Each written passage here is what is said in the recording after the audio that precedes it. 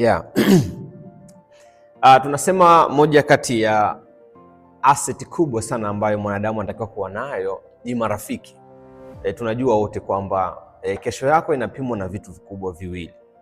Jambo la kwanza ni vitabu unavyosoma, yani maarifa ulionayo au unayoyapata, na marafiki waliokuzunguka. Aina ya taarifa ambazo unazoamua ziingie kwenye akili yako zinaamua utafika mbali kiasi gani, lakini aina ya marafiki ambao umeamua kujizungushia wanaamua pia utafika mbali kiasi gani. Na leo nataka nizungumzie kuhusu marafiki. Marafiki ni muhimu mno. Sio kila mtu anatakiwa kuwa rafiki yako.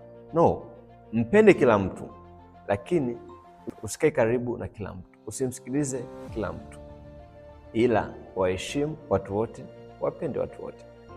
Tunasema ukikaa na marafiki 5, wewe unakuwa rafiki wa 6 wao marafiki. Yaani ukikaa na wajinga 5, wewe unakuwa ni mjinga namba 6.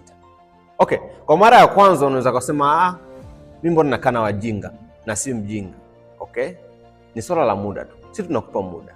Ukikaa na walevi 5 tunakupa muda. Baada ya mwaka mmoja utakuwa mlevi namba 6, hata kama sio waziwazi, lakini wa uficho. Na wakati mwingine tunasema unajua ulevi, mimi sio mlevi, lakini unakuta ulevi sometimes sio paka ulewe. Ulevi hata ule wa kuonja lazima utakuwa nao.